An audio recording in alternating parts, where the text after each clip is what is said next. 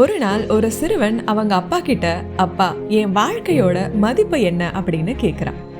அதற்கு அவங்க அப்பா அவனை பார்த்து ஒரு சிறிய கல் அவன் கிட்ட கொடுத்து, உனக்கு உன் வாழ்க்கையோட மதிப்பு என்னன்னு தெரியணும்னா இந்த கல்லை எடுத்துக்கிட்டு பக்கத்துல இருக்க மார்க்கெட்டுக்கு போ.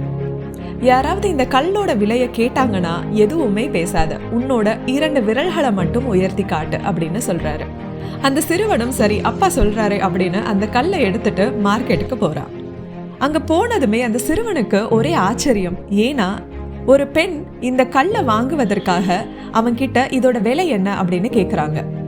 அந்த சிறுவனும் அவங்க அப்பா சொன்ன மாதிரியே எதுவுமே பேசாம அவனோட 2 விரல்களை மட்டும் காட்டுறான். அந்த பெண் உடனே, ஓ 200 ரூபாயா, நான் வாங்கிக்கிறேன் அப்படின்னு சொல்றாங்க. அந்த சிறுவனுக்கு எதுவுமே புரியல. உடனே அவங்க அப்பா கிட்ட ஓடி போய் நடந்ததை சொல்றான். அப்பா அப்பா, இந்த சாதாரண கல்லுக்கு அந்த மார்க்கெட்ல ஒரு பெண் 200 ரூபாய் கொடுக்கறேன்னு சொல்றாங்க அப்படின்னு சொல்றான். அதற்கு அந்த சிறுவனோட அப்பா, சரி இப்ப நீ இந்த கல்லை நான் சொல்ற மியூசியமுக்கு எடுத்துட்டு போ அப்படின்னு சொல்றாரு.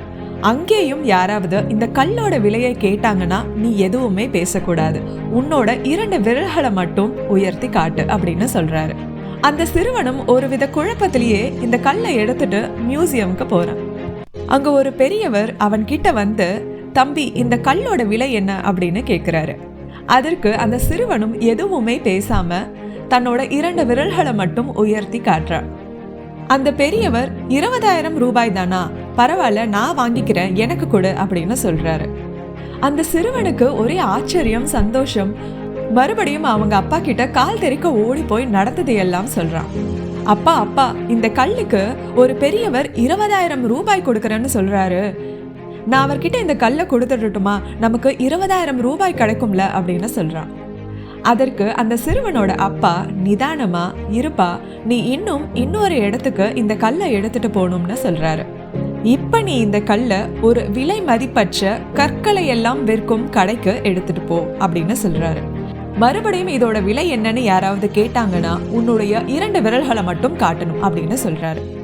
அந்த சிறுவனுக்கு எதுவுமே பேச முடியல. ஏன்னா அப்பா சொல்றாரு, நல்ல விலைக்கு வந்தப்பவே அப்பா இதை கொடுக்கலாமே அப்படின்னு மனதுல 1000 குழப்பங்களோட விலை மதிப்பற்ற கற்களை விற்கும் கடைக்கு இந்த கல்லை எடுத்துட்டு போறான். அங்க சென்றதும் அந்த கடையோட முதலாளி இந்த கல்லை வாங்கி பாக்குறாரு. அந்த கல்லை பார்த்ததும் அந்த முதலாளிக்கு என்ன சொல்றதுன்னே தெரியல. சந்தோஷத்துல கத்துறாரு, குதிக்கிறாரு. தம்பி, இந்த கல்லு உன்கிட்டதான் இருக்கா? இத்தனை காலமா இந்த கல்லை தான்ப்பா நான் தேடிக்கிட்டு இருந்தேன் அப்படின்னு சொல்றாரு. இந்த கல்லோட விலை என்னன்னு சொல்லுப்பா, நானே வாங்கிக்கிறேன் அப்படின்னு சொல்றாரு. அந்த சிறுவன் மறுபடியும் அவனுடைய 2 விரல்களை மட்டும் உயர்த்தி காட்டுறான். அதற்கு அந்த கடையோட முதலாளி, 2 கோடி தானா, நான் இப்பவே கொடுத்துடுறேன், எனக்கு இந்த கல்லை உடனே கொடுத்துடு அப்படின்னு சொல்றாரு. இப்ப அந்த சிறுவனுக்கு உண்மையாவே பேச்சே வரல. ஒரே ஓட்டம், ஓடி போய் அவங்க அப்பா கிட்ட மூச்சு இறைக்க, அப்பா அப்பா, இந்த சாதாரண கல்லுக்கு அந்த கடையோட முதலாளி 2 கோடி ரூபாய் தரேன்னு சொல்றாரு அப்படின்னு சொல்றான். அந்த சிறுவனுடைய அப்பா அவனை பார்த்து, நிதானமா இருப்பா, இப்ப உனக்கு புரியுதா உன் வாழ்க்கையோட மதிப்பு என்னன்னு அப்படின்னு கேக்குறாரு. உன் வாழ்க்கையோட மதிப்பும் இந்த கற்களை மாறிதான்பா அப்படின்னு சொல்றாரு. உன்னை நீ எந்த இடத்துல வைத்திருக்க அப்படிங்கிறத பொறுத்துதான் உன் வாழ்க்கையோட மதிப்பும் நிர்ணயிக்கப்படும். இப்ப நீ டிசைட் பண்ணு, உன் வாழ்க்கையோட மதிப்பு 200 ரூபாயா இல்ல 2 கோடி ரூபாயா அப்படின்னு கேக்குறாரு. உங்க வாழ்க்கையில உங்களை உண்மையில் நேசிக்கும் ஒருத்தருக்காக நீங்க எல்லாமாவும் இருக்கலாம், தப்பு இல்லை. ஆனா ஒரு சில பேர் உங்களை ஒரு பொருளா மட்டுமே பார்ப்பாங்க. அவங்களுக்கு உங்களோட வேல்யூஸ் என்னன்னு கண்டிப்பா புரியாது. ஸோ இப்போ நீங்க தான் டிசைட் பண்ணணும் உங்க வேல்யூஸ் என்ன அப்படின்னு. இந்த கதை அந்த சிறுவனுக்கு மட்டும் இல்லை, நமக்கும் தான். நம்ம வாழ்க்கையோட மதிப்பு என்ன, நம்ம வாழ்க்கை எங்க இருக்கணும் அப்படின்னு நாம தான் டிசைட் பண்ணணும். ஸோ டிசைட் பண்ணுங்க.